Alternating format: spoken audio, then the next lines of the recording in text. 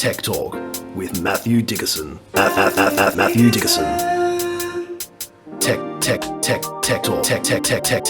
Talk. Sit back and relax. It's time to talk technology. Hello, ladies and gentlemen. It's time for you to get out of my dreams and into my podcast. It's time for a little Tech Talk with Matthew Dickerson. Welcome aboard. Now, in today's episode, we're going to do a deep dive into how aged care is going to look into the future now that AI and robotics have grown up a bit. And the prognosis is pretty good, I reckon. Now, if you're on the hunt for a glorious night's sleep, then we have a pillow for you. 21st century never felt so perfectly soft and dreamy, let me tell you. And saying goodbye to loved ones is no longer as final as it used to be. Find out how you can hologramify yourself and throw in some AI banter for that totally immortal experience for your loved ones. All that in good time, though. Right now, though, we had better wheel in the resident techspert. Welcome to the microphone, Matthew Dickerson. Does that sound like a name of a song? Get out of my dreams and into my podcast? I believe Billy Ocean may have had something similar back in 1987 or something. I was wondering where you were going. Do you know what I was listening to on the weekend? Billy Ocean. There you go. I knew there was a link somewhere. So I heard a great story about deep fakes over the weekend. Now, we often associate deep fakes with bad, with people doing bad things with just deep fakes. It sounds bad, the word deep fake. It does. No it's good not just, comes of it. It's not just fake, it's deep fake. fake. And we hear stories about celebrities being deep faked and then trying to take money off people, or people in general just thinking that they're talking to a real person. It's a deep fake. But I spoke to a gentleman who's in the medical field, and he said one of the problems they have is when people are going in for a procedure, an operation, they get handed a sheet. And the sheet says, make sure you do these things before your procedure next Thursday, whatever it might be. And of course, people go, sure thing, I'll follow that religiously. And they don't. They stick it in the dash of their car. They have a big breakfast an hour before they're due for their major surgery. That's right. All the things they shouldn't do. And of course, they turn up at the hospital ready for their procedure. And the doctor says, so have you done, why do I have to do those things? Well, we gave you a sheet. I put that somewhere. And so then that sometimes is a big enough problem they have to delay the procedure. More often than not, they just think, well, it should be okay, maybe. Hopefully nothing goes wrong. So this particular doctor actually created a deep fake of himself with some various instructions.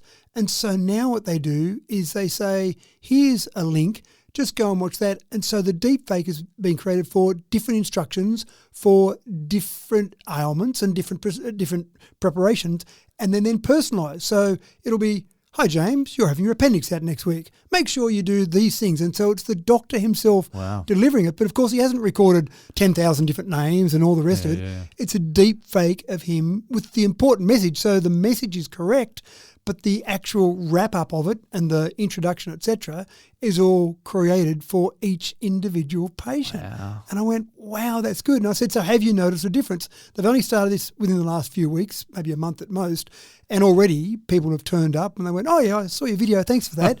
And people think it was really him recording the video to James. I'm thinking, how much time do they think this guy's got to every person that's going to surgery recording a video for them? But it's all done automatically with obviously the base seed material to make sure that's right. Yeah. And then everything else wrapped around it is done via AI. And I went, well, that's a really clever use of deep fakes.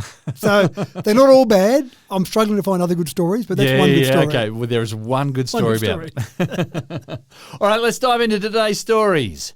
Now, I am a shocker for the topic that's of the first story. Now, do you ever find yourself staring at a face on the screen and thinking, where have I seen that face before?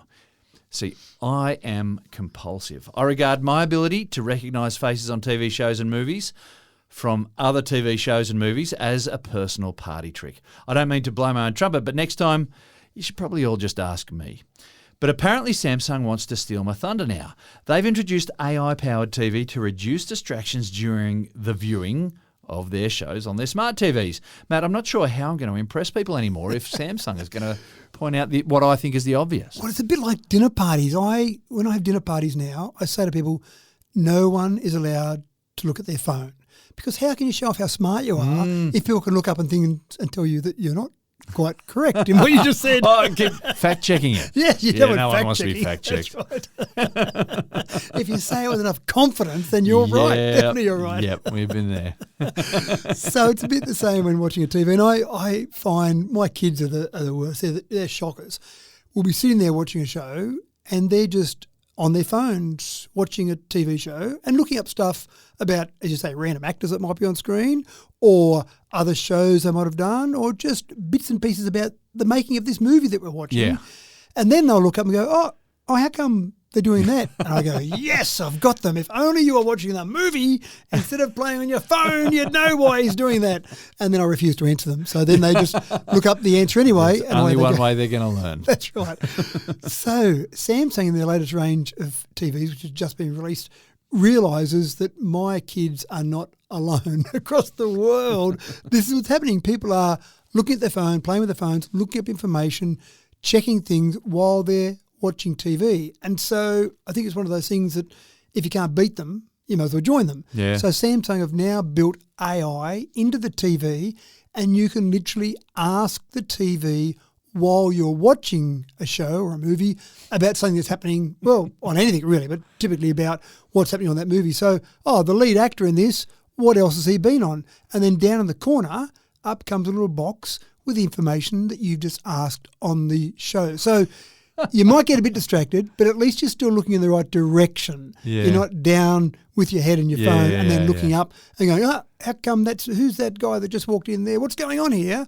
You're still watching the TV the whole time. Now, it's used for other things as well. It's a normal AI house helper tool control of everything. So basically it's like a Google Home built into your TV so you can make that part of your overall household stuff. But the main focus... It really knows what you're watching. It knows what you're watching and will answer questions with that context of what you want to ask about in terms of the show, the TV show you're watching. So it's fascinating. And the interesting thing I found with their new range of TVs, it's gone away. I thought there was going to be a big push for 8K TVs. 8K came out for a while, but they've really said 4K is about all you really need. And when you think about our eyes, we've got limitations on our eyes. So 4K is probably all we really need. I can step into any store that sells TVs and I'm not going to be able to tell you the difference between 4K and 8K. They all look pretty good. That's right. Yeah? You've got to get, at 30 centimetres away from the TV, you can probably tell. Yeah. But you don't normally watch it at 30 centimetres away. So the 8K thing seems to have died a little bit. They've more focused on the number of shades, the number of colours. They've talked about, I saw one thing that talked about the micro RGB can produce 134 million shades per colour. And I went, I don't think our eyes can see that many shades per colour. I thought our eyes were limited to maybe 10 million colours, which seems like a lot. I can't name them all, but it seems like enough. So 134 million seems like more than enough. So anyway, they've focused on things like colour depth and anti-glare, and that's a good thing because you'll sit in a lounge room sometimes and it's a bit reflection or a bit of a reflection on there from outside. That's a problem. So they focus on all those, but the AI. So I wonder if this is the next step where every TV in a couple of years' time will know just until come. it really takes off and people go, yeah, I've got this great feature and we can talk to our telly while we're watching a TV show. That's right. I don't know. It seems like it is distracting, doesn't it? But let's see how it goes. See how it goes, yeah. That's where they're headed.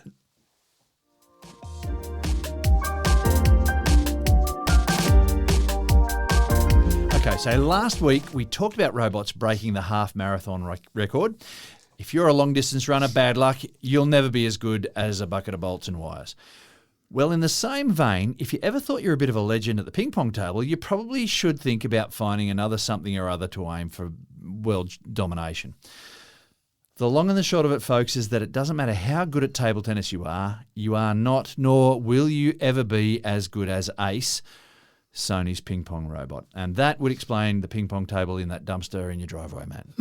I've thrown it out now. That's it. It's all over. Tantrum. There's no point. So I actually thought that 1997, Deep Blue, was a major moment in history. And I that think was the chess computer, wasn't correct, yeah. So in 1996, Gary Kasparov, who was the reigning world champion, played IBM's Deep Blue.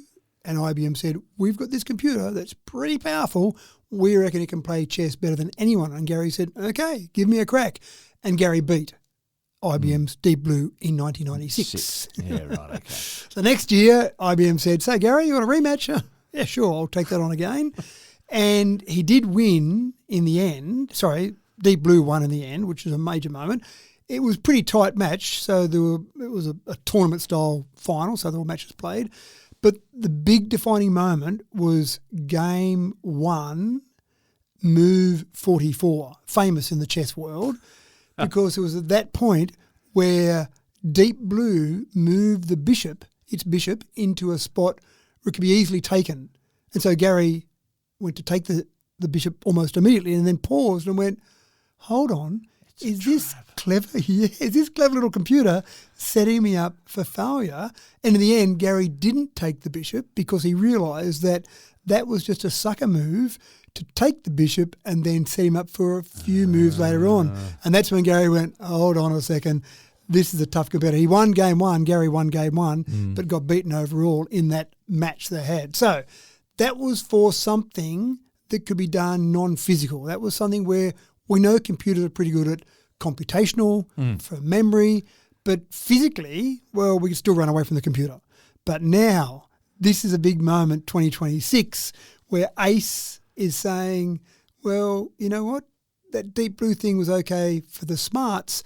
Now we've got the physical side as well. Yeah. And I watched some videos and it was fascinating to watch because you've seen ping-pong matches where you've got Olympian-level ping-pong players and they're standing back a long way from the table. A long way. And I've tried that and I stand up at the table because it's just too hard to get it on this little tiny But square. you've got to have lightning sharp reflexes. You've got to have that, an incredible amount of top spin, so the amount of spin you're putting on the ball when you're hitting the ball and getting it land on that spot. And so you've got to do all that. Now, the big advantage that Ace has got over mere mortals like you and I, James, as elite athletes as we are, our reaction time is probably about 230 milliseconds. So when we see our opponent hit the ball, it takes us about 230 milliseconds to go, I know where that ball is going, I'll start to move there and I can check the spin, etc.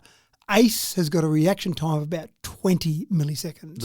Huge advantage. Yep. The other slight advantage that Ace has got over you and I is the robotic arm that Ace uses to or hold the bat and then hit the ball with has got 8 joints.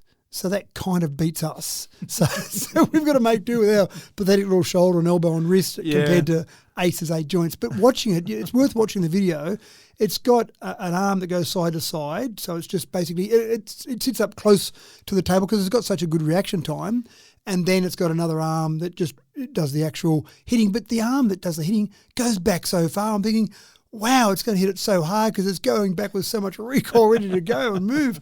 But it was fascinating Folks, watching it's not fair and there is no way you're going to beat this thing. No. So it played some matches against some elite-level amateurs and had some mixed results and then kept learning and then got to the stage where it could just wipe elite amateurs off the table and then started playing professionals and was beating them off and on. So at the level at this stage, but give it another month or two, maybe 6 months. Yeah, it's learning. It would win a world championship for professional tennis players. So that's all good because we know that we want to be able to get to the stage where we've got more robotics in our daily lives. If they can play ping pong against us, then that means we've got something to do and maybe we can just scale it down to difficulty level 2 or 3. Don't go to 11 when you're playing against me. Just scale it down a bit and then I might be able to play. Or maybe just have your ping pong table for your own family at Christmas time and don't invite any robots. Keep Ace away from there. Yeah. Ace is a static robot at the moment, but plans for Sony are to turn Ace into a humanoid robot. Forrest Gump. So it can just keep going and going and going. Okay. That's right. So be warned. This is a momentous year for physical computing. The end is nigh.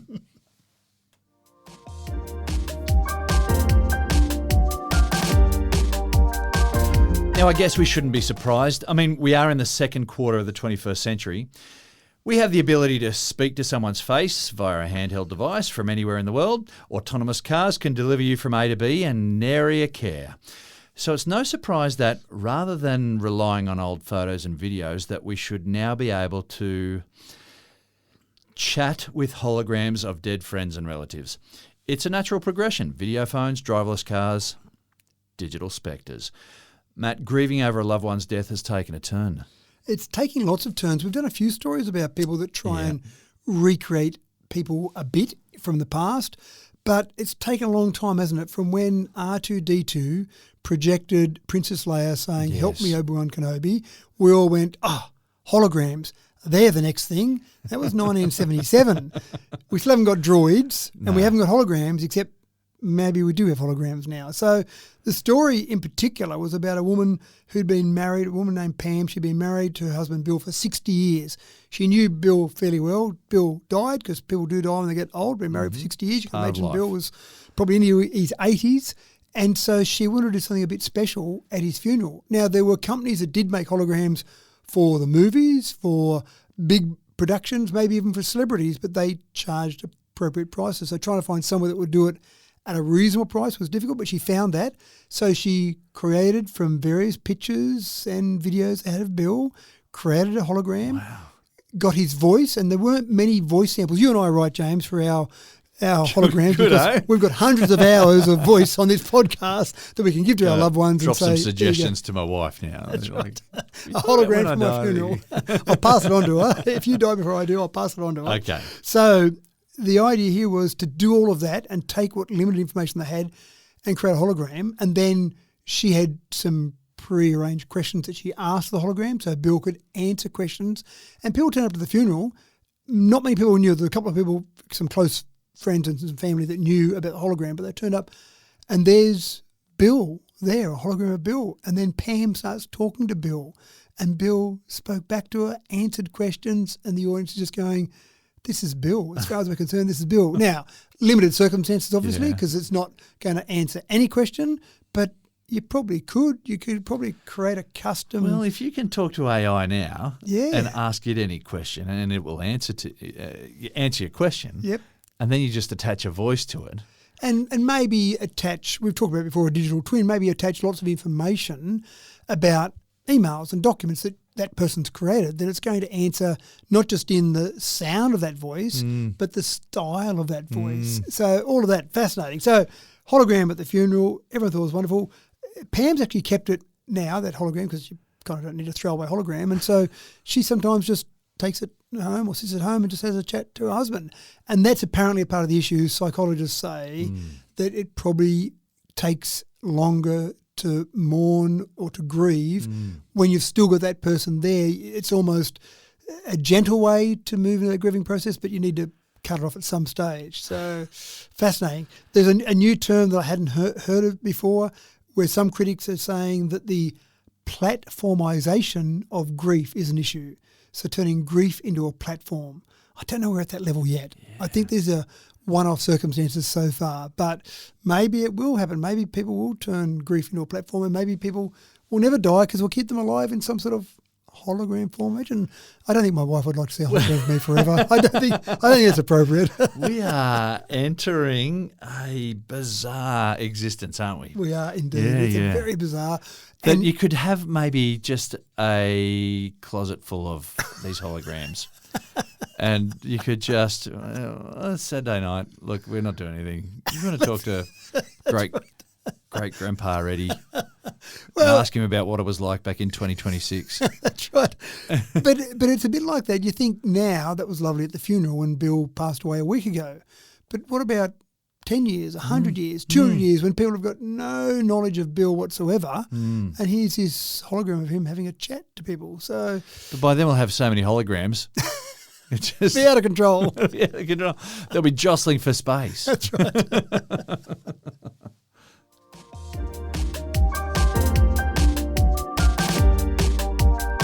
Now, if you've been paying attention over the last decade or so, you may have noticed several boom industries in the social sector with exploding demand for workers in childcare, disability support and aged care.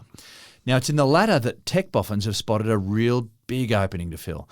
As medical science permits more and more people to live to a ripe old age, the need for support in this area is growing as fast. And it may not be very long before robotic companions for the aged become the norm, Matt. And they're available now, but not the norm now. But you're right, it's happening. So the shortage of workers, you talk about shortage of workers, the prediction for the aged care sector is 110,000 by the year 2030 in this nation, We've done a wonderful job, haven't we, of keeping us all alive a lot longer. Medical science, well done. But now we've got other problems. Governments don't like pensions anymore because they've got all these people living way past your meant to your use-by date was gone. And now we've got this problem in aged care facilities.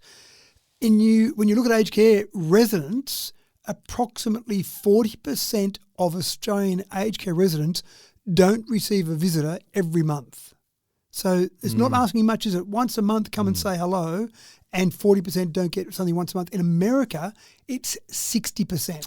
So we need aged care workers to do a whole range of things to make sure people are getting the right medication, to make sure they're getting the right food, medical staff to do things, but also there's a need there just for some interaction, some empathetic help. And so the robots that are being built, and these are out of a Melbourne startup called Andromeda Robotics, they've so far got 22 what they call ABI robots, and they've got them across Victoria at the moment as we speak right now.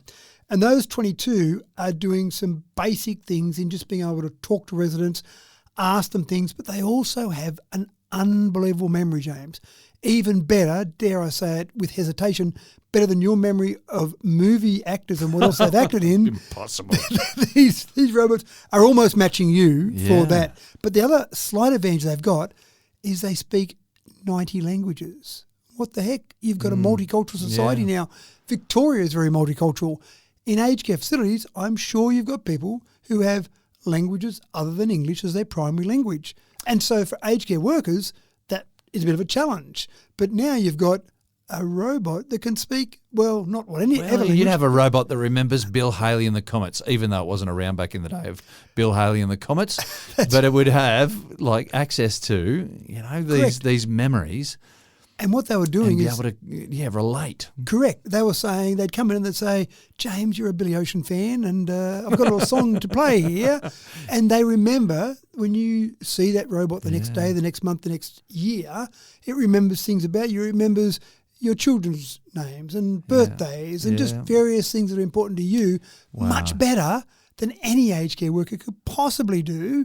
And that's like one of the things that they would feel that nice interaction with. Now, they're obviously trained or programmed, probably more accurately rather than trained, programmed so that if there is something that needs a human, some sort of medical issue, something where they can't answer the question, then there's an easy way for them to alert a human and a human can come in. The good part about all of this is that you can let the humans do the really important, more difficult tasks, and you've got someone that's interacting with these people in these aged care facilities. So I like the idea, and I think it's going to be probably needed. Just we're not going to be able to satisfy that shortage.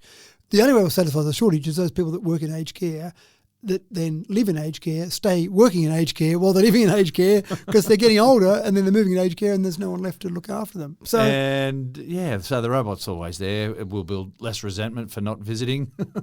Yeah, that's right. Might even get a little bit of dose of the will.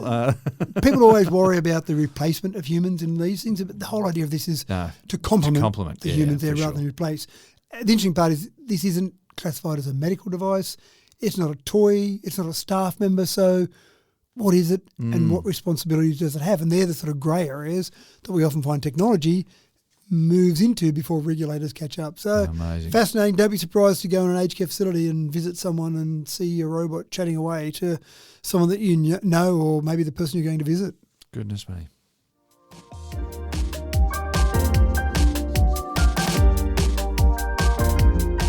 So the advancements in robotics these days are now moving so fast that problem solving for a purpose is actually overcoming key flaws in human biological design.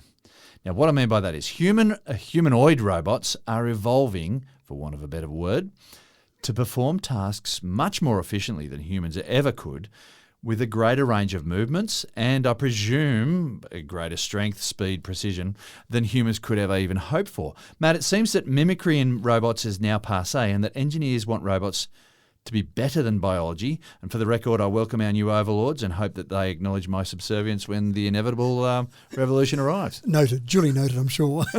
Robots, they're now designed to be much better than what we can be as humans. We often talk on this show about scientists seeing something in nature and going, that seems like a pretty good idea. Why don't we steal that idea? And lo and behold, they mimic and they replicate what nature has done over a lot of years of evolution.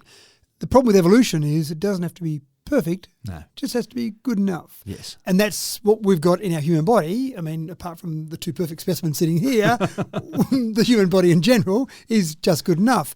And so there's been a fair bit of testing and taking that humanoid form. And I think the humanoid form will still be the robotics we'll see because people will feel more It comfortable. needs to be relatable. Correct. Yeah. So that'll be nice. You'll see something that looks like a human. Okay, I'm comfortable with that. But then a human... Except it's got an elbow that bends 360 degrees, not 90. All of that sort of thing. So a torso that can spin all the way around because I know where our dishwasher and our plates are. They're opposite each other in our kitchen. So it would be very handy if I could stand with my feet in the one position, pick things out of the dishwasher, spin 180 degrees and put them in the drawer. Well, I can't do that. But a robot could do that because 180 degrees... Why not go 360? Why stop at 180? I don't know how many times I just wish I had a third hand as Third well. hand, yes. Yeah. Yes, so many times. It's normally my kids or my wife. Yeah. Can you just come and hold this while I'm doing this with the other two Second hands? thumb on the one hand. That's Yep. right. We've talked about that before. Yeah. So So little things like that we could probably build in. So we might not always get extra strength. That would be handy for certain things, but it's probably extra flexibility. And we've looked at nature sometimes and we've got it wrong. So the first attempts at flying, people logically looked at birds. They seem to be able to fly. And what do? They flap their wings. So we came up with ornithopters, which is the technical name for people trying to flap their wings. And we've seen video footage of that, Yeah, and it hilarious. didn't go so well. get onto YouTube, folks, if you haven't seen that. So it doesn't always work, replicating or mimicking nature. So starting with a basic start, if you like, and then going further than that is not a bad idea. We've got robots. We talked about running a half marathon, but they're very specialised for that. But general robots are able to run, like humanoid robots, 12, 13 kilometres an hour. So that's pretty handy to get from A to B if you need to. They can lift things a bit stronger, and then they can start to do things like electro-permanent magnets. So if they want to climb a wall or go across a roof or do something that's got metal in it, then the great part about electro-permanent magnets is they don't need power to hold the magnet. It needs the power to switch the magnet, but then it holds it. So if you want some sort of robot to go and do something on your roof, well, now you've got a robot that could do that. So why not make it better? Why make a humanoid go up there, which is the same frailties that we have, give it some extra strength, some extra techniques, if you like. Yeah. Same with cleaning windows on the outside of a big building. Just have some suction cups for hands, give it 4 of them and let it go and clean those windows. So a whole range of things we're starting to see, and training is the thing that I find fascinating. They're using hundreds of robots to do things in a virtual scenario, so then they're all learning from each other. So they've got combined learning, so they can get 400 robots in 1 hour, can learn as much as one robot in 400 hours. So you've got this shared hope knowledge. they stay friendly. That is a challenge. I just want this all to absolutely a work challenge. out. Yeah. Because if it goes pear-shaped... We've seen the movies on the back where you can flick the switch from evil to good. Yeah, that's right. We want the evil not being there, just the good, okay? Just leave the good on. Good. Permanently driven for good.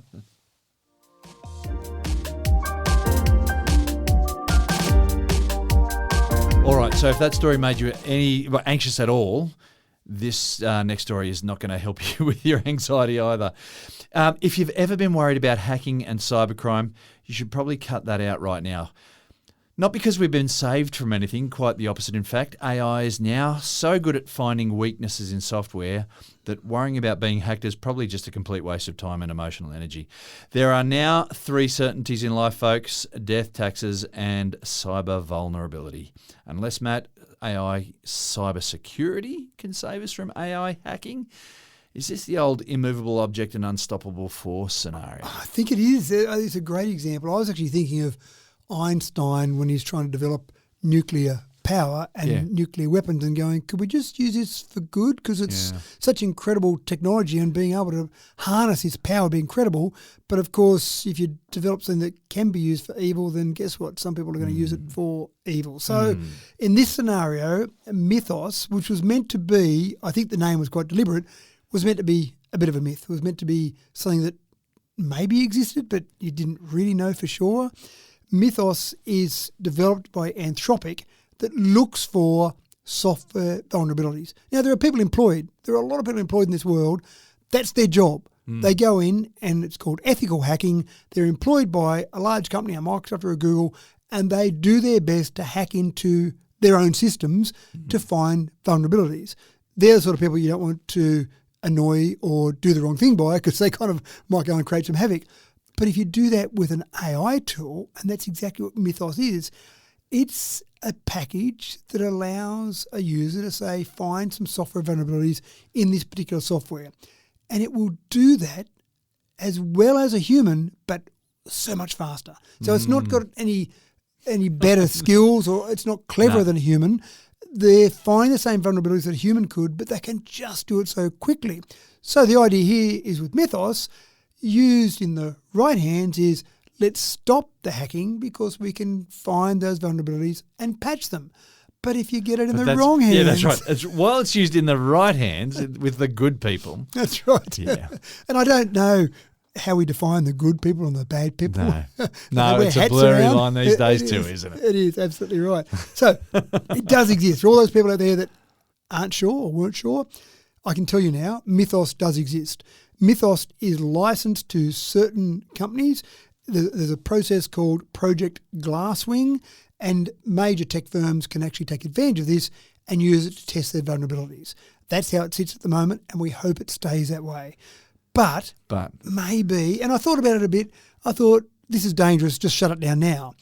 But if there are a finite number of vulnerabilities, and that's a question mark next to that, if there are a finite number of vulnerabilities and we can expose them all quickly and then patch them, then we can stop it before the bad people get Mythos and they can go to town because they've been patched.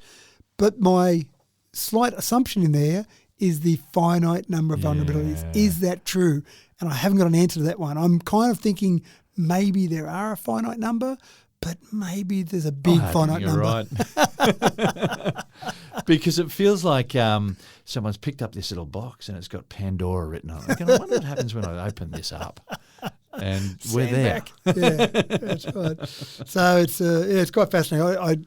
I hope we don't report on this much more, but maybe we will. Watch this space, folks.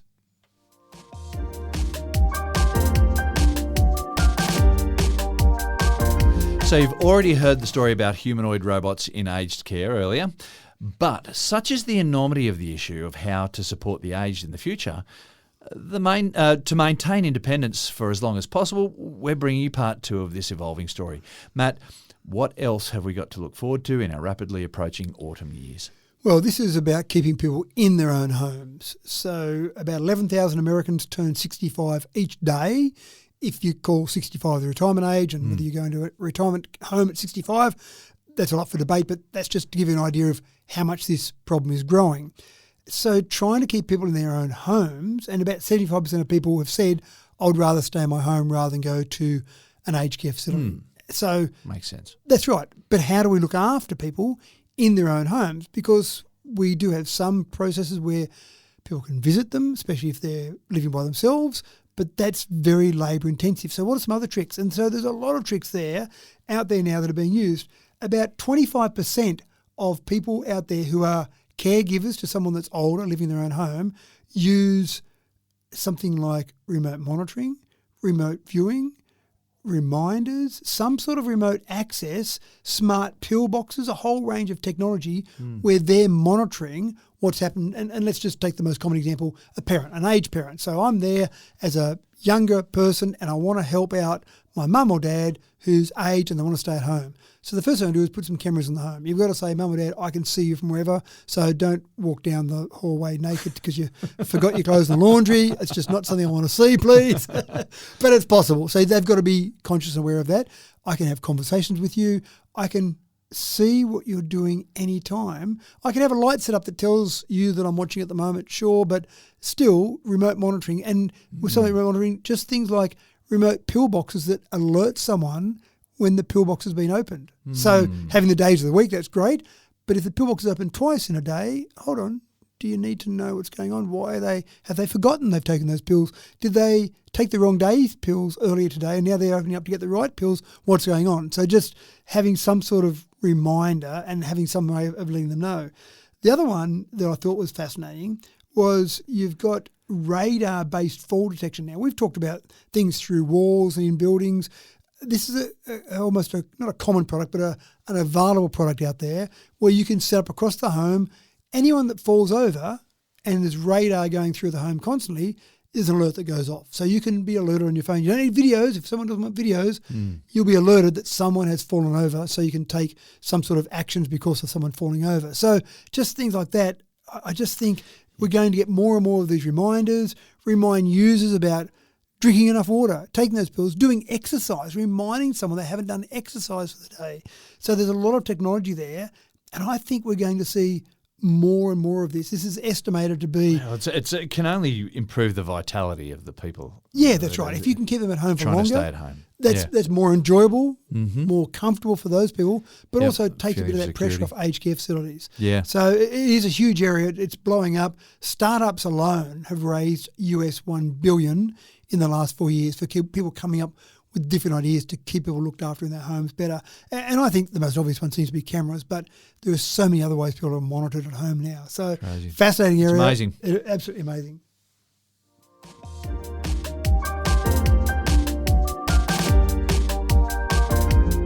The science of sleep has become a bit of a thing in the past 30 years or so.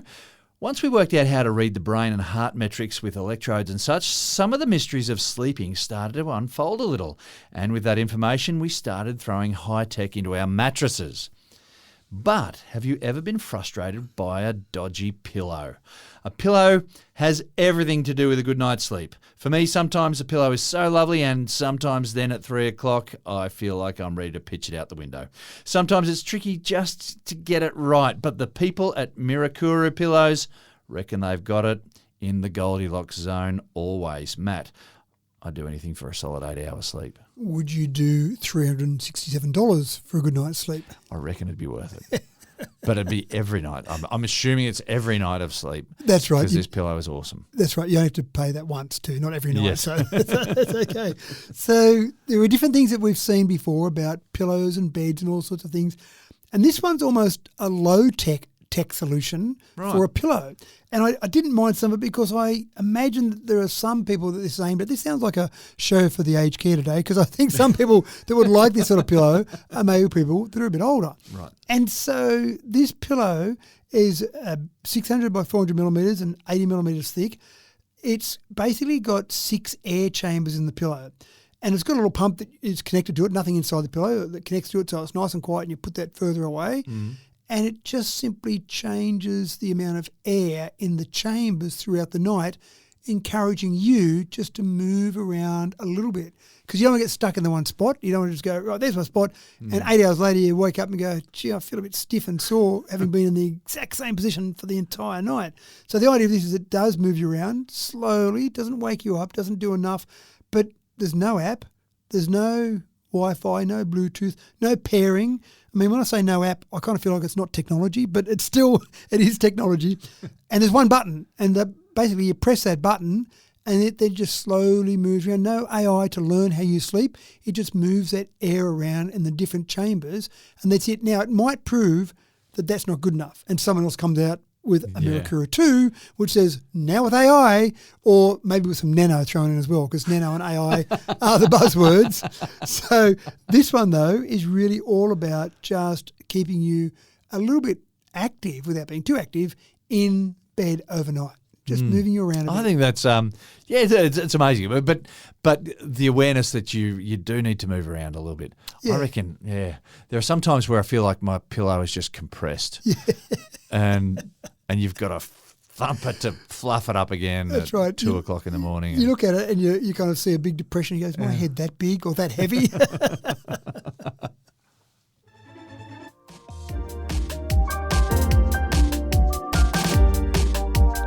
Now, this next story is going to sound a little bit like a mid-90s late-night infomercial, but just when you thought you'd seen it all in the home gym equipment, here we are with an AI home gym that looks nothing like anything you've ever seen before.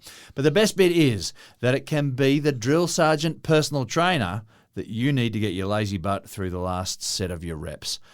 Sexy athletic models are sold separately. However, What do you think of this latest home gym fitness gear, Matt? Yeah, I don't mind the idea. It's small, so it's designed for people that don't have a lot of room. It's basically got a screen, a touchscreen mirror/screen, about 109 centimetres, and it basically stands up to your height.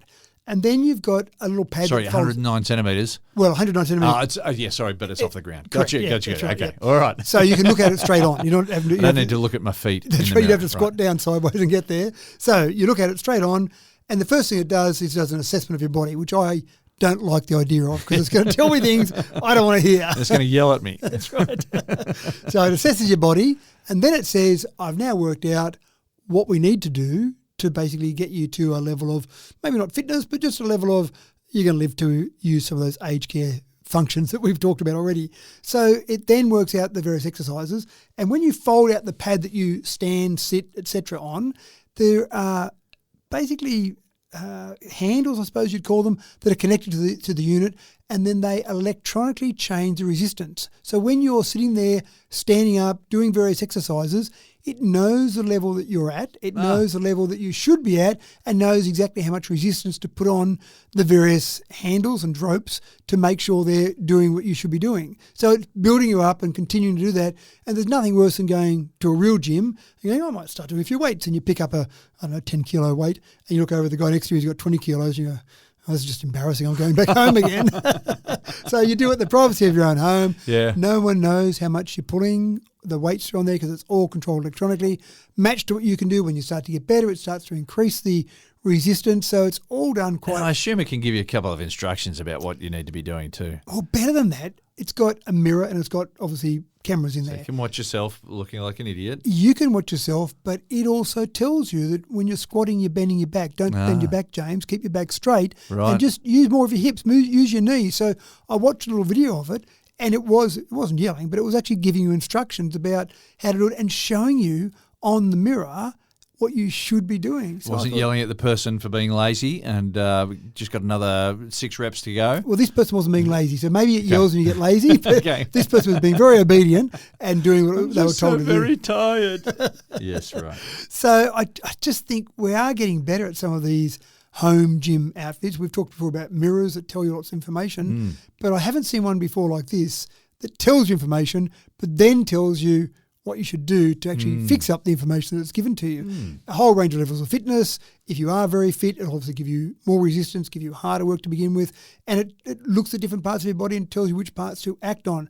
Probably the only downside is not much there from a cardiovascular perspective. It's more about weight training and posture and building up certain muscle groups. It does claim to do cardiovascular, but I just didn't see enough cardiovascular. It wasn't a treadmill built into it as well. Yeah, okay. You need something that really gets your heart rate up for a while there. So it's not going to watch you run laps of the room. No, I don't think so.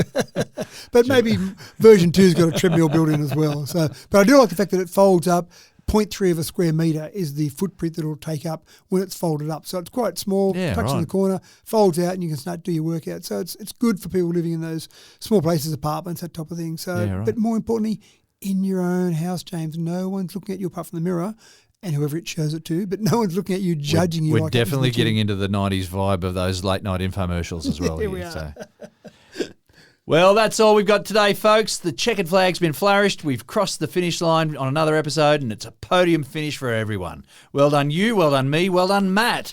Thanks for another cracking tech talk. So I've given up chess. I've given up ping-pong now. I've got to find Marathon, half marathons running, out the door. Don't do that. I'm trying to find something else I can now do that I can beat a computer at. I'll keep working on that one. Good luck. And thank you all for joining in with us yet again here at our cozy little podcast. Now, Tech Talk with Matthew Dixon is painted using all the colours of the rainbow, but of course, you'll only ever hear the loudest of those colours here on our podcast. I'm your host, James Eddy, bidding you all the very best until we cross paths again. Don't forget to include us in your banter around the water cooler or slip us into your small talk around the printer and recommend us to your boss. You'll be the hit of the office space. Until next time, take care, and we'll see you when we see you.